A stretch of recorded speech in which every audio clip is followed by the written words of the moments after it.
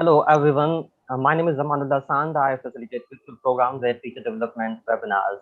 Welcome to Teacher Development Webinars. Teacher Development Webinars is a social action project to support teachers and educators around the world with a professional development opportunity. It is an initiative using the rise in online PD to connect people from around the world with opportunities which they may not have had due to the old normal of face-to-face conferences. And in this webinar, students with learning difficulties, challenges, and assistance will look at the challenges faced by people with learning difficulties, how learning difficulties affect their learning and social activities, explanation of learning difficulties, and how to overcome challenges related to learning difficulties. Our presenter, Kazim Sayed, will share his learning journey as dyslexic and talk about his own experiences. Now it's my pleasure to introduce Kazim Sayed for this webinar. Kazim Sayed holds a blend of qualifications from a Chartered Institute of Personal and Development, United Kingdom, and his 10 years of experience in the field of HR, management, customer services, and learning and development. He has developed exceptional training and engaging skills over the years by studying and speaking in the fields of leadership, personal development, career development, and other soft skills. We'll request you all to stay muted while the presenter is talking. Kazim is a multi-talented and highly engaging individual. He is patient developing people and has helped hundreds of individuals to reshape and develop their career. Kazim also writes short stories. He was awarded Inspirational Student of the Year Award 2016 by Sheffield Business School, UK. He is also a recipient of President's Gold Medal by the President of Pakistan. And I would like this webinar to be dedicated to mentor Sain Kalandar Shalakari Saab, his late father, and coincidentally it's his birthday today. We wish a very happy birthday to Sain Kalandar Shah, and we pray for his blessed soul. May Allah bless his soul with highest regards in Jannah. Ameen, summa ameen. And we certainly miss Sain. Over to you, Dr. Sain Kazim. Thank you, Amanullah, for a wonderful introduction and having me with all of you today. Can you see my screen?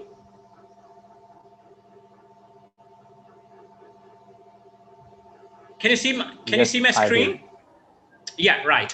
And I'm really thankful to you for dedicating this to the greatest scholars of Pakistan. Fortunately, my father.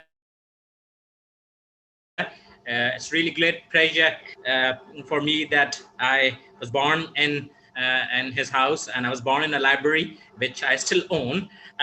So thank you very much. Moving forward, students with learning difficulties, challenges and assistance. Basically, the word mostly used is learning disabilities, but I personally try to avoid the word disabilities, and I use the word difficulties because I personally believe that these are not disabilities but difficulties which can be rectified, and with consistency there are a lot of things that can be done.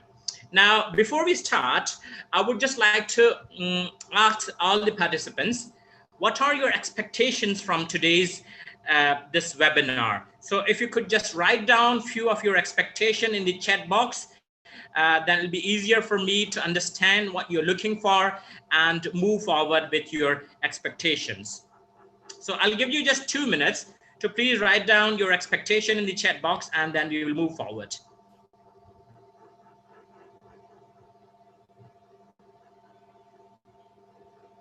Meanwhile, I'll read the comments, and yeah, please. We have people from Ecuador, Santo Domingo, Azerbaijan, Philippines, India, Bosnia, Iran, Romania. We have from people from Pakistan, And hello from India. Hi, Philippines. Okay, good afternoon, Philippines. Algeria. Addressing the issues and content with students, and Rashmi is expecting this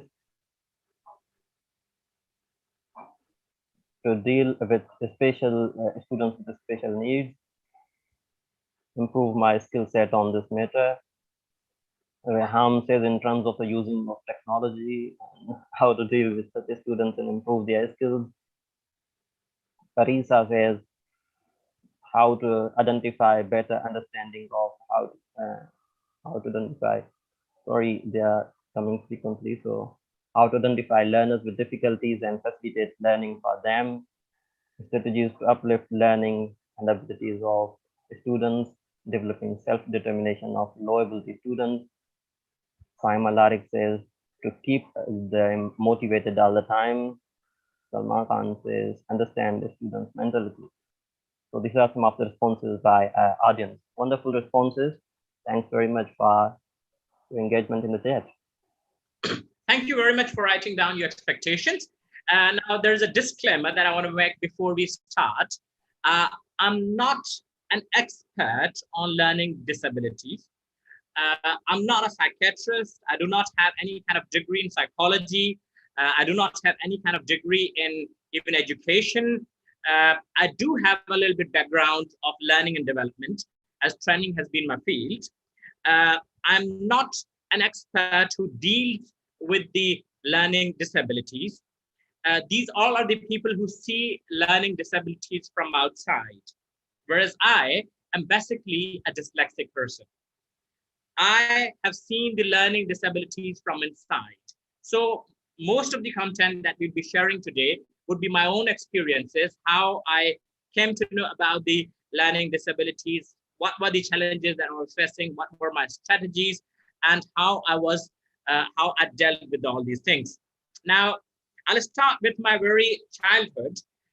As a child, I was very timid boy, which I still am. I'm not a boy anymore. uh, my classmates used to consider me a very bright kid. My teachers would always appreciate me because I would participate in the classes. Uh, but I had some issues. Uh, I gave my first speech at the age of 10 years or 9 years in front of about 500 people. You can see one of the photo there. That was one of the happiest moments in my life. I got so much cheers up and everybody celebrated and everything. Uh, when I went to high school, on the fifth day of my school, I secured first position in a speech competition, and I was awarded. I was given a title of Little Master in the school. Uh, I was awarded President's Gold Medal by the President of Pakistan at the age of only 15. In the same year, I represented Pakistan in Asia Pacific region. There was a conference for the youth. Just imagine, this was back in '99 when there was no cell phones, now like not smartphones, and no email communication, that much of email communication, and communication was very difficult. So I went there and represented. At university, I was quite famous because of my speeches, because of my confidence, and these kind of things. Uh, in the year 2016, as an Amanullah shared, that I was awarded Inspirational Student of the Year by the Sheffield Business School. Again, a great achievement. Uh, Everybody considered me a bright kid, but there was a genuine issue that I was facing. Uh, my results never reflected my intelligence. I always got uh, less marks in language and mathematics. I would make massive spelling mistakes. I can remember I was in grade six. I don't know about the all over the world, but in Pakistan, we used to get punishment. In some of the school, we do still get punishment by the teachers. So there was a class test, and there was 20 words that you need to write down. And if you make two spelling mistakes, you can get away with it. Any extra mistake that you made, like 3, 4, 5 mistakes, you'll get 1 stick on your hand, right? So because I could speak English, so I, like teacher, just pronounced 20 words and everybody wrote. I wrote as well. At that time, I was class representative, what we call in Pakistan, a monitor in the class. So everybody appreciated me because recently I've been awarded by the principal and these kind of things, right? So at the end of the test, uh, can you imagine, can you guess how many mistakes I made? A wild guess, you can just write down in the chat box. Any wild guess, like how many mistakes I might have done? 10, 5, 3, 4. I made 18 mistakes. And the words were very, very simple, like to, school, bad. And believe me, I got 18 sticks on my hand. One here, continuous 18 sticks. And it was very, very painful, not only physical, but emotionally as well. I went home that day, I cried. I didn't want to go back to school because it was a great embarrassment for me. I was stripped off from my class representativeship. I was no more a monitor or a class representative in the class. In the break, one of the students came to me and says, Kazum, I'm really amazed. I'm actually shocked. How can you make, like, how can you write simple words like two? The spelling of two I had written was T-O-W. And the bed, I had written D-A-B. I didn't know what was the problem. Like, this continued. Teachers did appreciate me for my class participation. Sometimes I would know the answer, but I won't say out. I would just, like, the boy sitting next to me, I would just say, this is the right answer. Tell him the answer. And that boy would tell the answer to the teacher, and I would feel pride. Yeah, that's me, right? But I won't say it out because I was losing confidence. This continued to my university level. I didn't know what was the problem. Everybody thought that I was lazy or something. I can remember I was in university. My father was a professor of English literature. So a teacher gave us some assignments or something. That time there was no Google correct, autocorrect in the spelling check in the Microsoft Word. So it was handwritten assignment, and the teacher called me in front of the whole class and says, it's really shocking to see that a son of a professor of English literature has made so many mistakes, and there were like so many round, like red circles on my copy. And it was again really embarrassing moment for me. This continued. I didn't know what was the problem. I would always try to avoid writing in public. I would, instead of like even texting, I would write short text rather than saying like if I want to say good, I would just say G-U-D, because I wouldn't know that how many O's I need to put. If there is anything like difficult word like psychology, like words like dyslexia, or words like even like simple words like development, I won't write them. I would try to avoid it. And I won't read aloud in the class as well. Sometimes teacher would ask to read aloud, and I would try not to do it. It was not until I was 28. Once we were playing a game, and I was putting, it was Rummy Cup, I was putting numbers in wrong order. Instead of putting 1, 2, 3, I was putting 3, 2, 1. And someone says, noticed and said to me, "Are you dyslexic?" And I was like, "What's that?" And then the person told me about the dyslexia, and actually went and started reading, Googled it, what the dyslexia is. First, I was very worried. I started thinking it's a disease. I might need to take some kind of medication. I need to see a psychiatrist. I don't know. I was completely upset. But then I started reading more. And then I came to know actually, this is not that bad. And eventually I found out this is not bad at all. It's actually good. It's good to be dyslexic. So it's my own experience. Not knowing that I was dyslexic was more problematic than knowing. Once I knew that I'm dyslexic, life became much more easier for me. Now, I've got two friends. These are my best friends as dyslexic. One is the instant gratification monkey, and the other one is the panic monster. Now, this really, they're always with me. Whatever task I do, they're always with me. So the IG monkey is a kind of person who always want to play around. Whenever I'm writing an assignment, the monkey says, go and search some other thing, and then I would just go and jump in.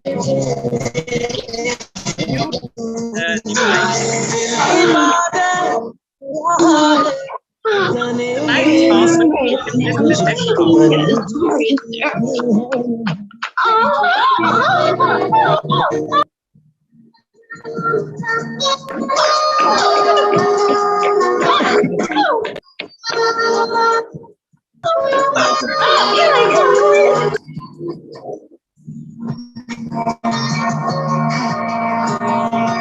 Right. So, Amanla, can you please mute all the participants? Right. Okay. So the panic monster is the one who always panics. The IG monkey, like let's say if I'm working on a project that I need a project presentation, the IG monkey would tell me, do you know where is the Ecuador? Or do you know where is the Alaska? And then I would go on Google Map and start searching, and then I will be searching and searching, and all of a sudden,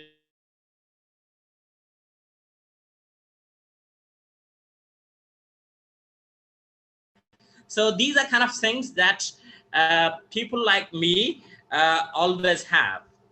Right. Now, what's learning? Learning is something that we acquire. Acquisition of knowledge or skill through study, experience, or being somewhere or watching something. It's a change in your behavior, something that we gain through listening, observing, reading, watching, or something else. Right.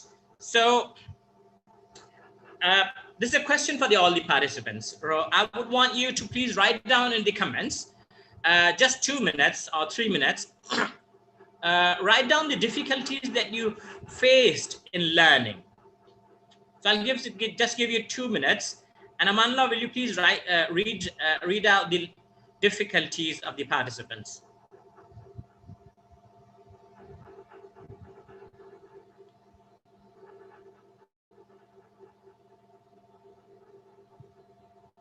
Please feel free to write down anything. Sorry for the technical glitches. We have someone, unauthentic, user. I'll, try to remove him from the office, but and let me see. So the chat is messed up. Kazim, can you continue with the, this thing? Meanwhile, I figure it out. Right. Okay. So I'll just move to the next slide. These are the few problems or challenges that learners or students face. Self-study can be challenging, focusing, lack of interest, language barrier, difficulty in understanding, exam anxiety, fear of failure, lack of motivation, time management, new learning strategies, confidence. I know the answer, but I can't communicate. These are very common problems that students face, right? But as a student with the learning difficulties, there are even more problems that people like me face. Now, this is how we learn. Now, everybody, how we have learned is mostly in the classroom, right? But if you see, it's only 5% that we learn from the classroom. 10% is reading, 20% is audiovisual, 30% is demonstration, group discussion, it's 50%, practice by doing is 70%, and teaching others is 90%. That's why our teachers know everything, right? Okay. Now, because I personally belong to the family of teachers, once I was having a discussion with a family member, and I was told there was a discussion about what kind of subjects are you teaching and these kind of things. And I was told that yesterday I was teaching something about pedagogy. And I was like, why do you need to teach pedagogy at university level?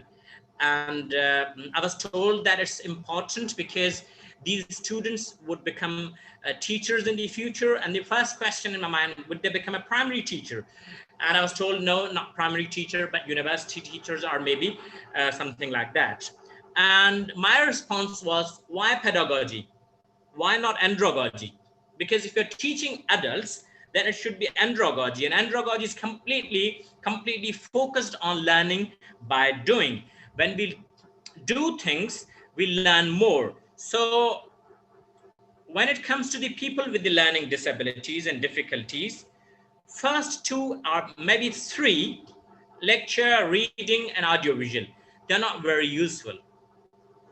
The remaining parts, the remaining components are more useful for the people with the learning difficulties. Now, again, I've got a question from you. If you could write down what else comes in your mind when you hear about the word learning disabilities or difficulties. So just 2 more minutes. I've written down a few problems or a few things that came into my mind, but you can write down a few more things, what comes in your mind when you hear about learning disabilities or difficulties.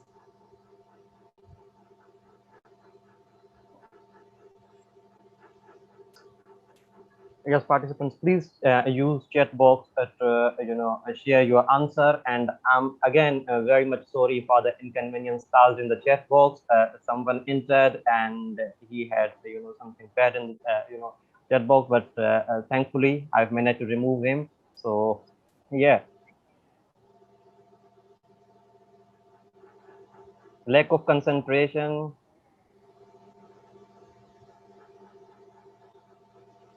And,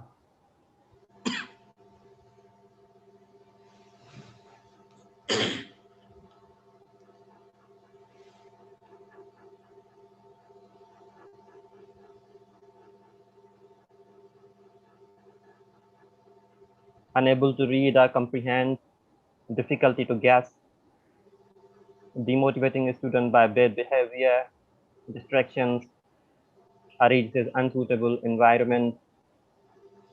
Right. Okay. Yes. Okay. These are kind of things that would come in your mind, but let's see what.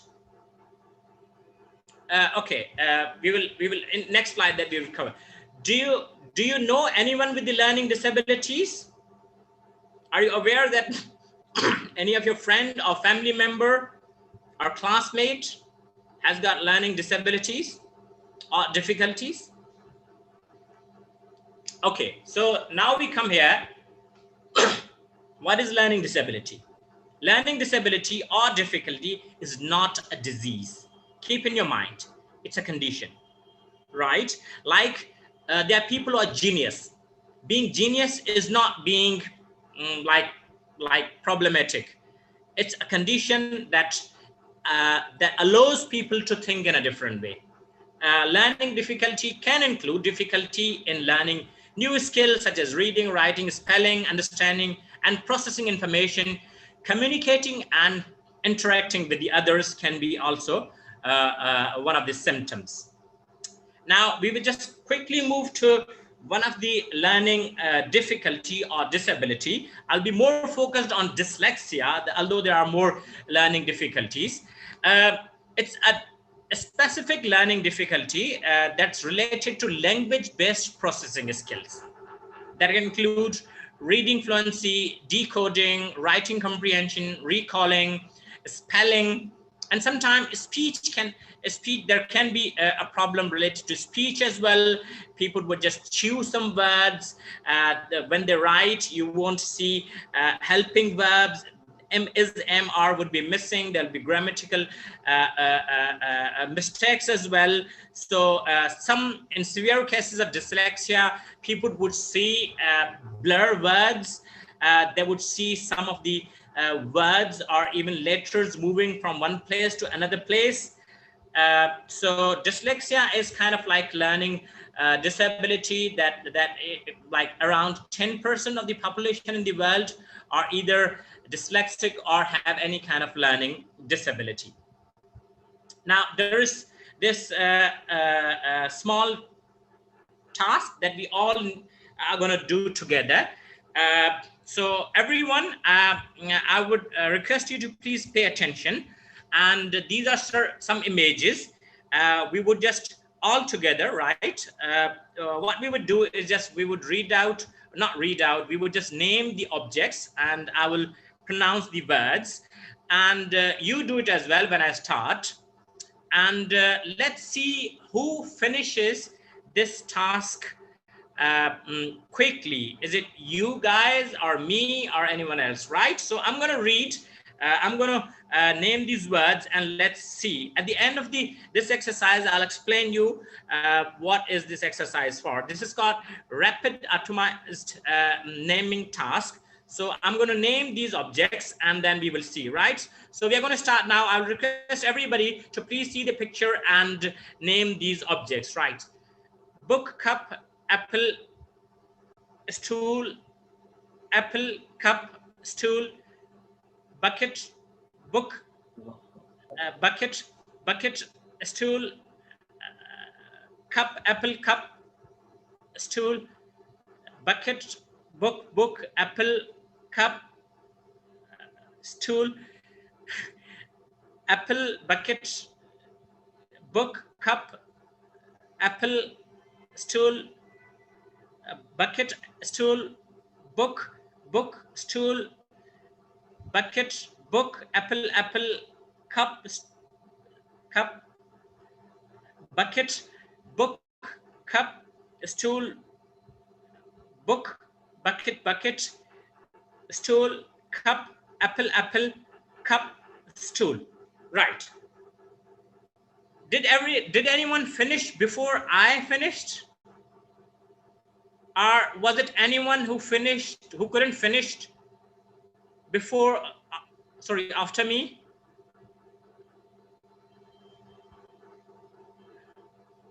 Right. People with the learning difficulties, they do not even struggle with the written words. Sometimes it can be really difficult for them to name the objects quickly. Sumera Suhail says she finished before you. You finished Doyle it before said me, yes. right? I guess everybody did it, right? Or most of the people. Do you got any comments?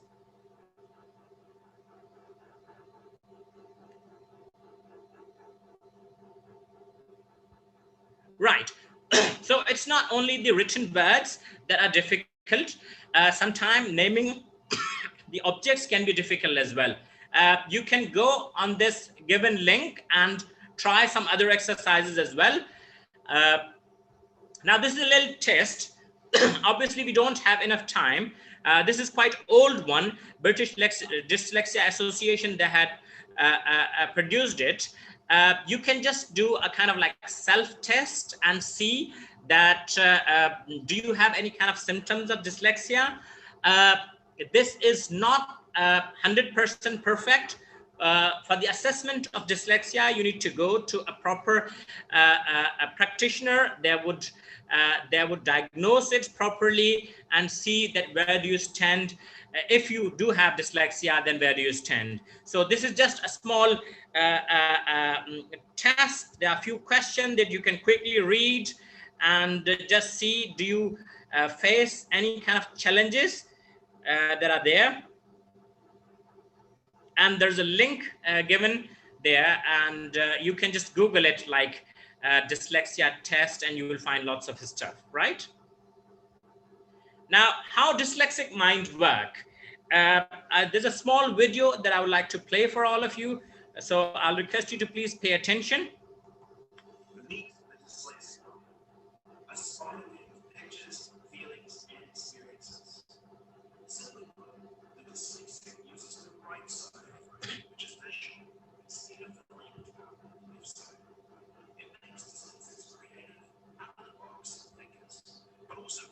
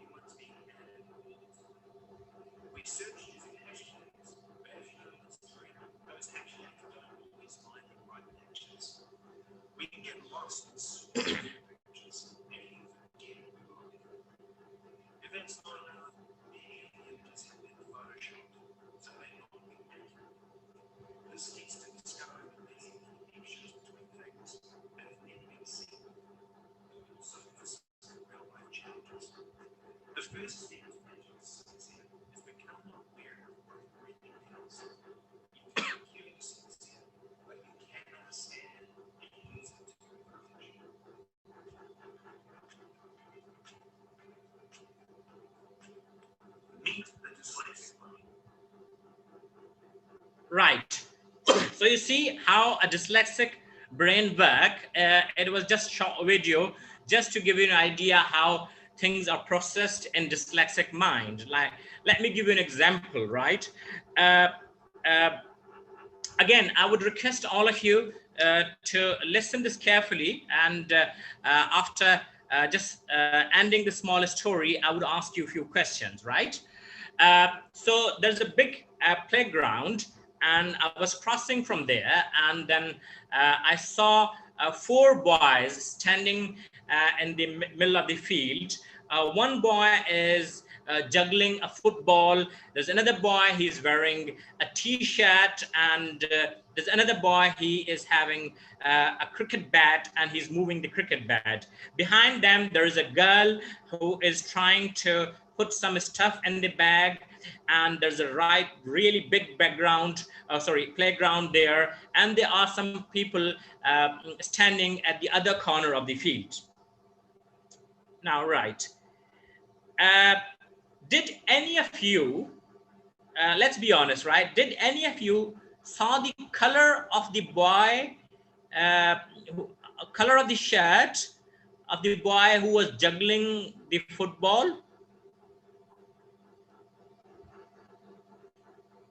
Or what was the color of the bag that girl was putting some stuff in? And how did the boy look like who was holding a cricket bat? Did anyone see very clear images?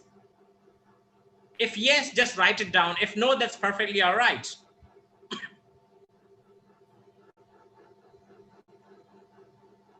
Simon says, don't remember.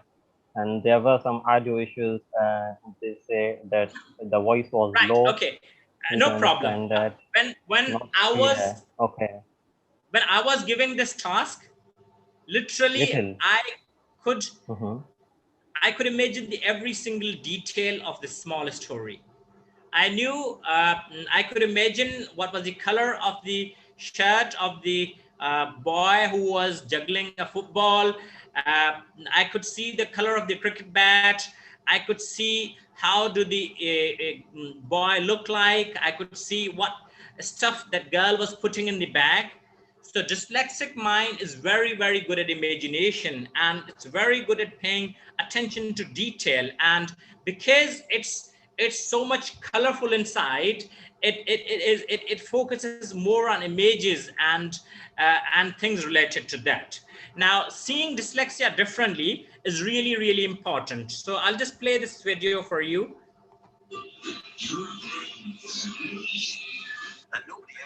Also, if you could try to raise the volume.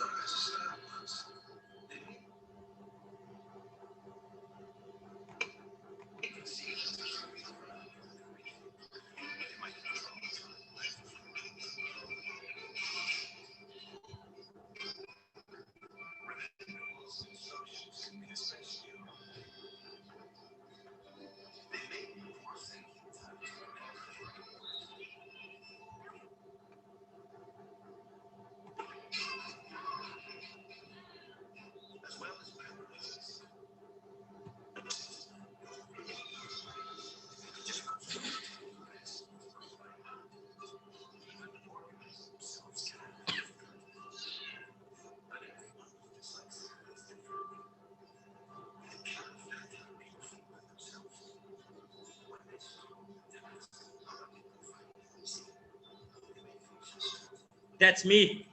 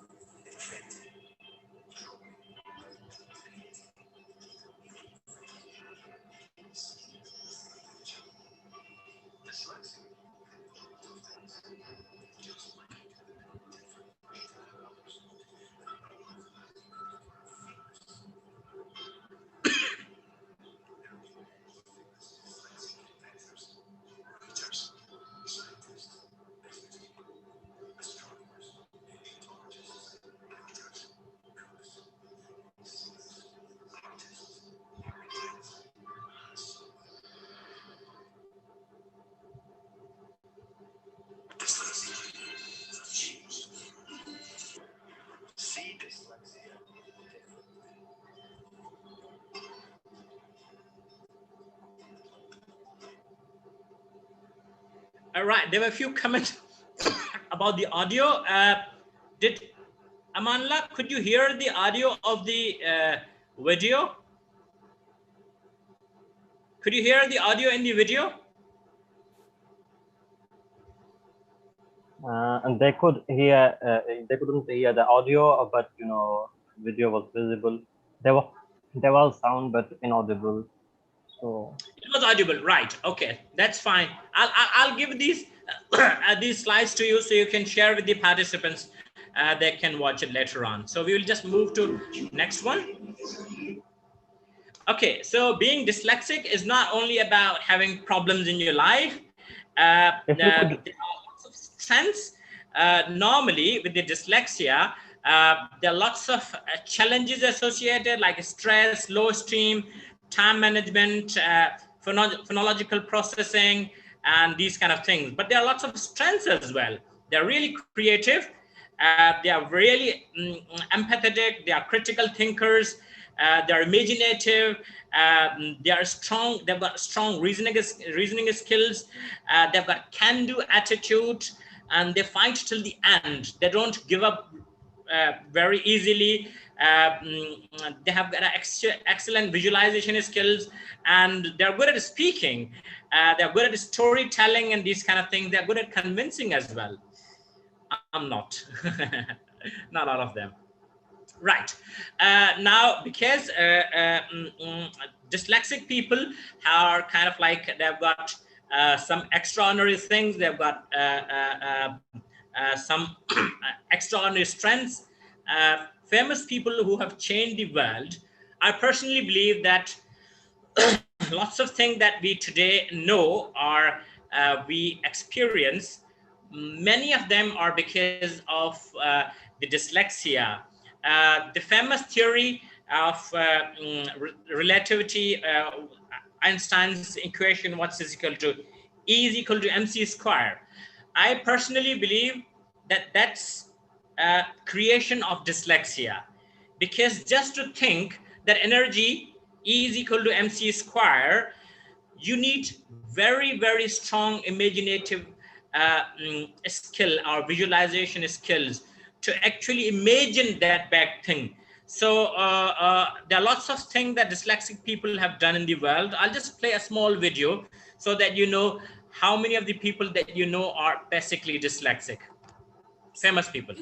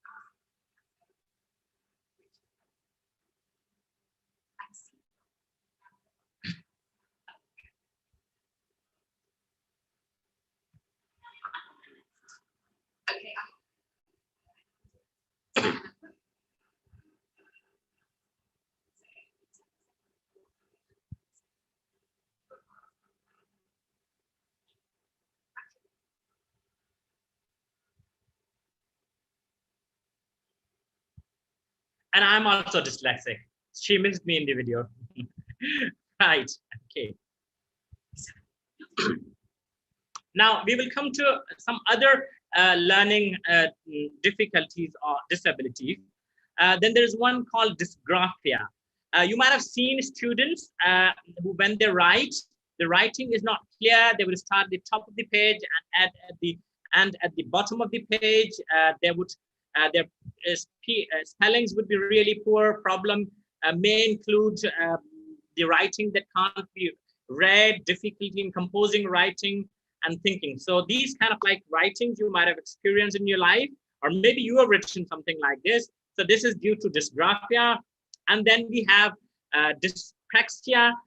That's disorder characterized by difficulty in muscle control, coordination, and language and speech. Basically, this dysgraphia is not a separate kind of like learning disability, but it's mostly associated with the dyslexia and dyscalculia and ADHD. Again, dyscalculia, in this kind of difficulty, people have difficulty in mathematics. They can't solve problems in their mind, even simple problems they can't solve in their mind. Even they would forget the process while solving a mathematics problem. So dyscalculia is more, people with the dyscalculia are more affected with the numbers. Language processing disorder, again, includes there is a difficulty attaching meaning to the sounds of groups or the words. Again, nonverbal learning disability. So this kind of like disability or difficulty, people won't understand, I would say, your facial expressions. They would just take literal meaning of the words. So it again makes it difficult for them to interpret things. Again, there is a small video that is more focused on how to teach with the how to teach students with the learning disabilities or even dyslexia.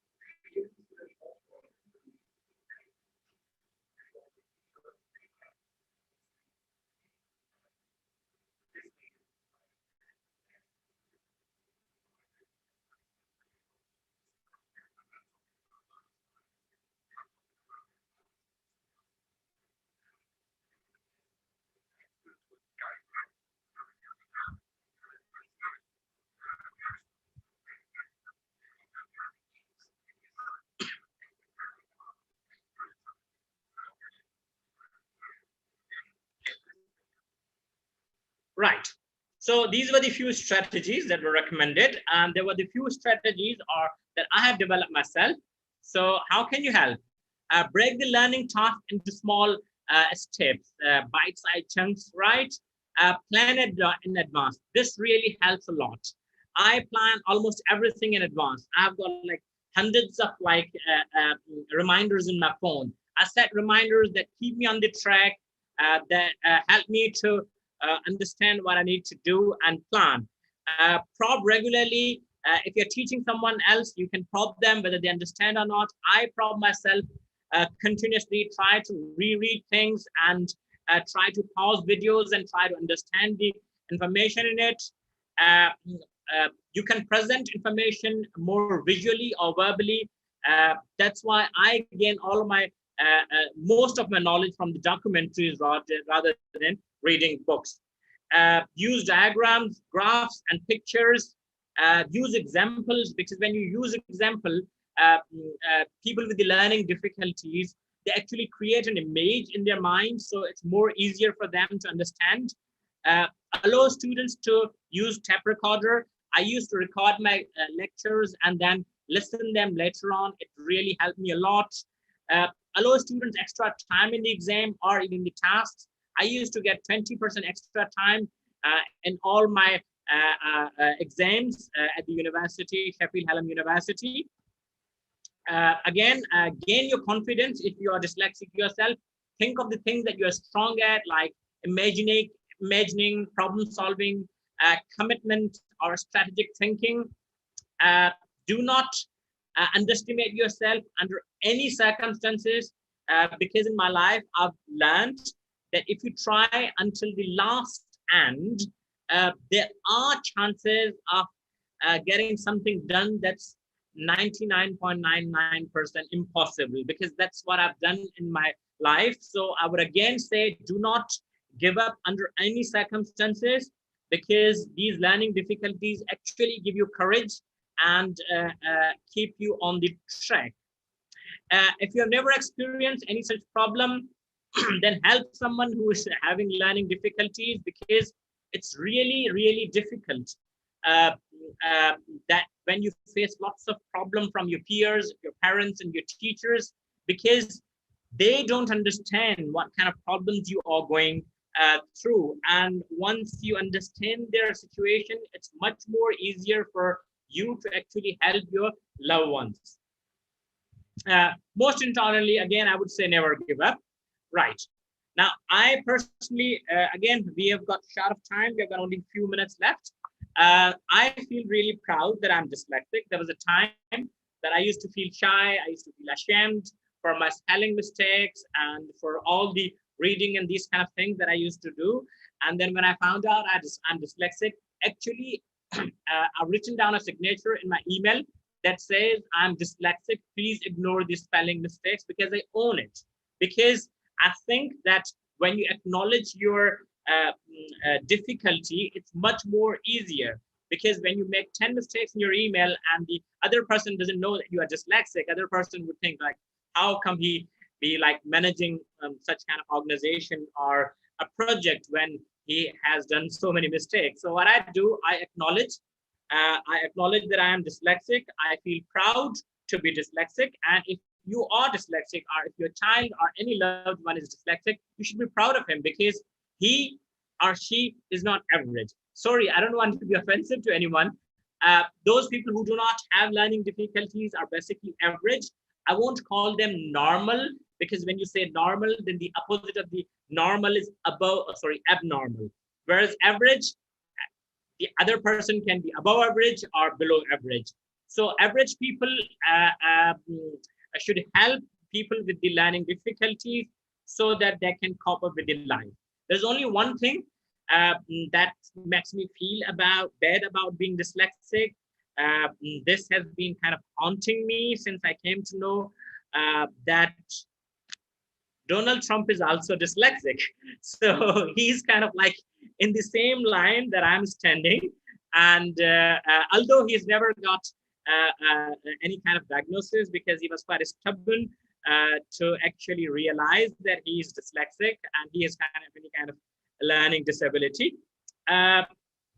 So the ending note, I would say that for those who think that being dyslexic or being individual with the specific learning disabilities or difficulties is easier, trust me, it's hard. It's more hard when you don't know.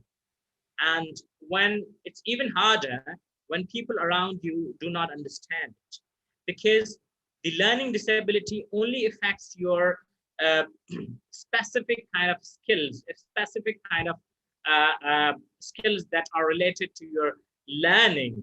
But the environment, the behavior of other people actually creates behavior problem with the individuals with the learning difficulties. So I'm really thankful to all of you for joining us today, and I hope that this little webinar would be helpful for you to understand the problems of students. Please, I would request, there's a very common word used in Pakistan, maybe in other countries as well, there is slow learner. Uh, Students with the learning difficulties are not slow learners. They are very quick learners. But the problem is that the environment that we put them in is not conducive, is not suitable for them. So again, I would be really thankful to all of you. I'm really thankful to all of you. If you want to connect with me, if you have any kind of information, if you want to know about any kind of thing about the learning disabilities, you can reach me through Facebook. On Facebook, my name is slightly different. Instead of Syed, I used Lakyari. So it's Kazim Kazim, space Lakyaree. Amanullah can write down that name in the chat box. So if anybody wants to contact me about learning disabilities, I'll be more than happy. So thank you very much. If you got a question, I don't know if you have got any time left for the question and answer, but that's all for me. Thank you very much again. Over to you, Amanullah.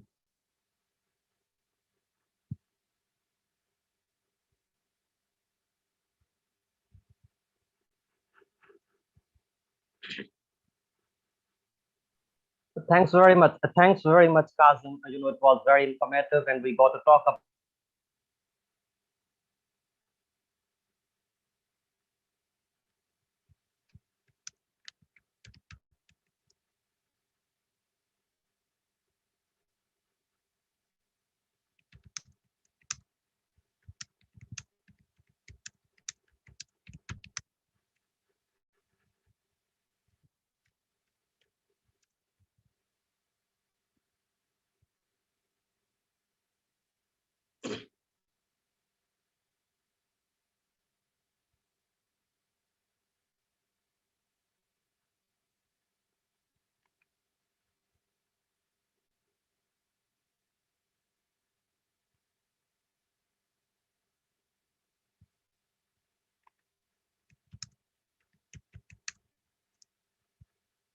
Please write down if you've got any question, and if we do have time as well.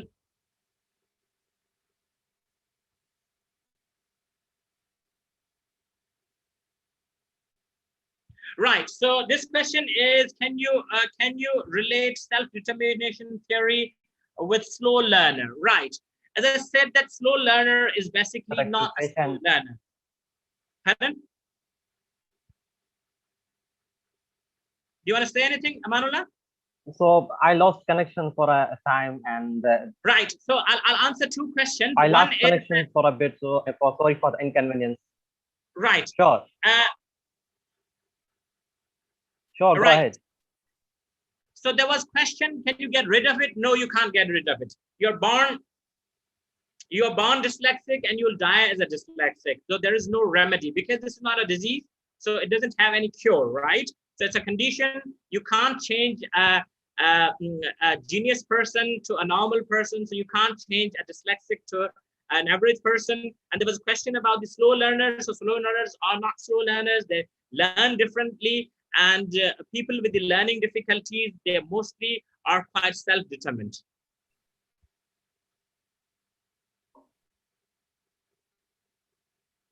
So these were the few questions. Great. So there was a question by Javed San. He said, in a context of underprivileged, poor students, they don't get to know these kinds of, opportunities to know if they are dyslexic or if they have autism or ADHD, these fancy terms. So how about them? How would you, address this issue? Right. Thank you very much, Javed. It's really a very, very important question. Very nice question. I have got all my education from government schools in Pakistan. As I said, I didn't know until I went to UK. I do free webinars like this. I used to go in university and used to do these kind of talks. Unfortunately, we do not have any kind of system here. But if you need any kind of help from me, I'm more than willing to help and support. So unfortunately, these learning difficulties and disabilities are not well known in our country or even like developing countries. So people like you and me can spread the word.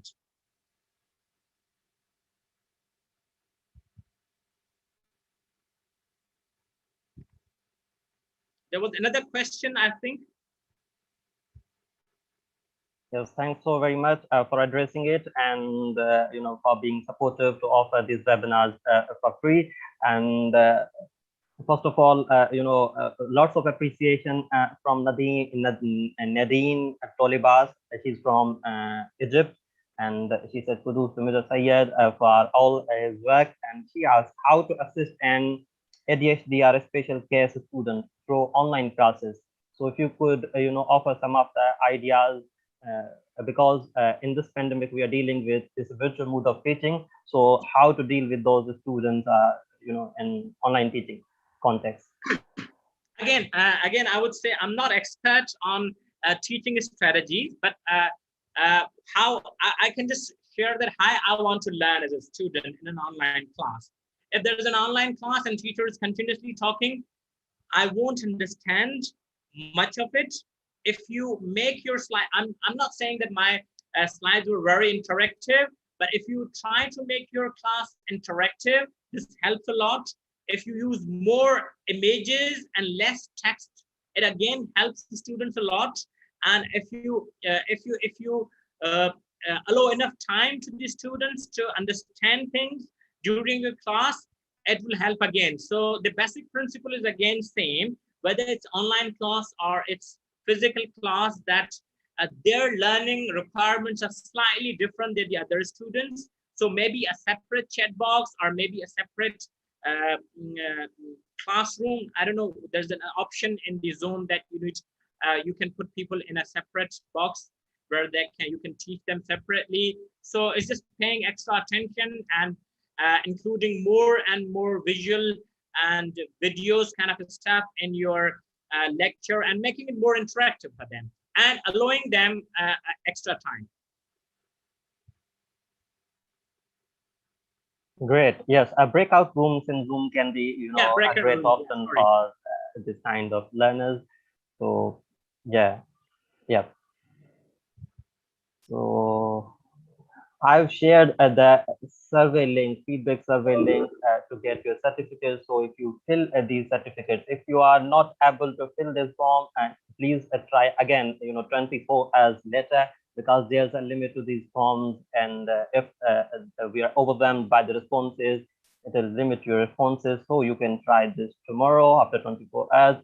And for this webinar, if you're interested to share this recording will be available on Teacher Development Webinars YouTube channel. You can always contact us via email teacherdevelopment.webinars@gmail.com. We are available on all the social media platforms: Twitter, LinkedIn, Instagram, Facebook group, and of course YouTube channel. So yeah, thanks very much for your attention.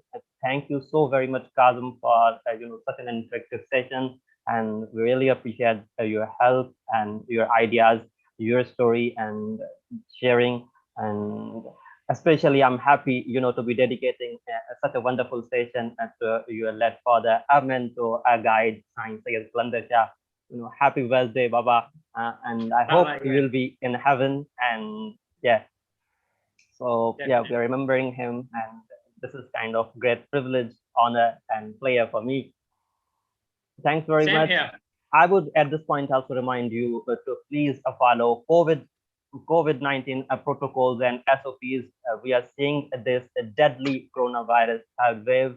And believe me, if we don't, take care of ourselves, our family, and don't take responsibility, it is gonna be disastrous. So we also pay our regards and prayers for our neighbors who are dealing with this difficult circumstances in India. Our prayers are with them. So just to remind you that we are in this together and we'll get through these difficult times together. But we need to act responsibly. And yeah, thanks very much. Stay safe, stay well.